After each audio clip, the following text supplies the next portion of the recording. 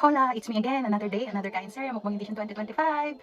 Hi guys, ang ulam ko for today's video ay nag-air fryer ako ng chicken. So, marinated chicken na siya. Yan. Akong wings, tsaka legs. So, lumit yung legs. And then, meron akong, naggisa ako ng sausage. Nilagyan ko ng ketchup, cheese, at tsaka butter. So, nag-garnish lang ako ng onion lips. At syempre, hindi mawawala ang aking sausawan na suka. So, ayan na naman guys. May toyo na naman yung kanin. So, ganyan talaga yung ginagawa ko pagka prito or ganito, tuyo yung ulam ko. Yung wala sabaw. So, kain tayo guys. Yan. Tara, kain na. So, umuusok pa siya ngayon. Ayan, magwawan na. 12:59. Sabog, sabog.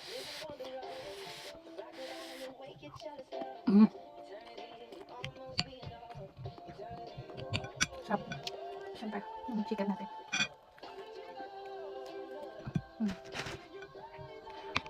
Ayan, suka. Grabe, yung kahapon.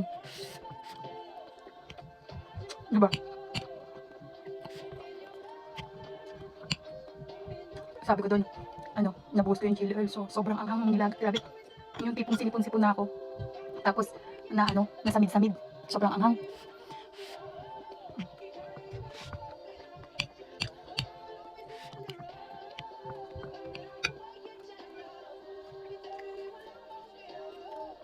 Yan. Ang sarap talaga ng suka.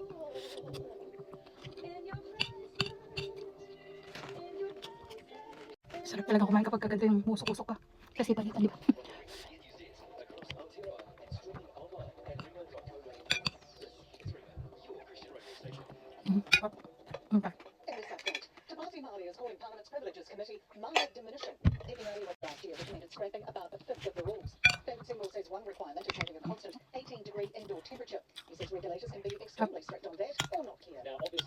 Bukas hindi ko alam kung anong ulam ko na naman. Ang hirap mag-isip ng ulam.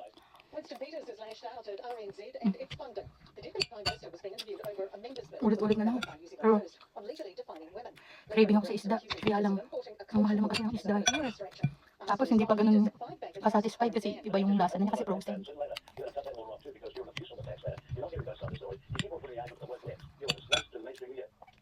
Pati yung mga dried fish, gusto ko parang nag-crave ako sa tuyo. Pero may natry ako dito na dried fish, grabe. Sobrang alat.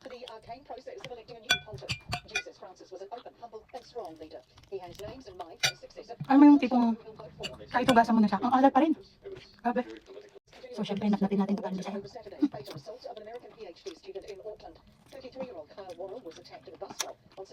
Ang sarap din ng pagkamarinate ng chicken.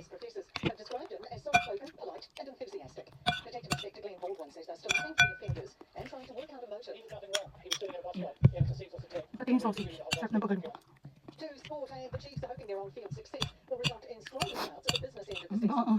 Sinipon na naman ako.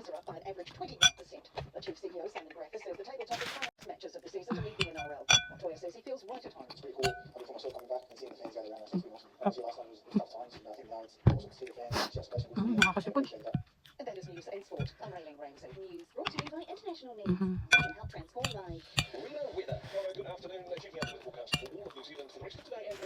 Grabe tuloy. Pawis yung ilong ko. Ang solid kasi ng sili dito guys. Talagang isa pa lang.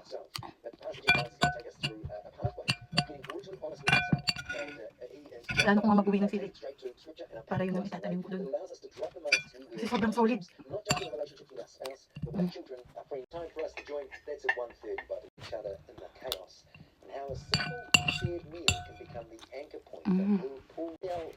For community.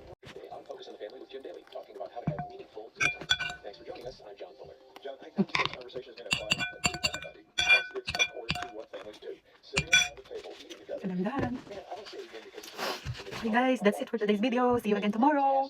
Happy Wednesday and take care. Bye guys. Thank you for watching. I mean, it was 7 nights a week.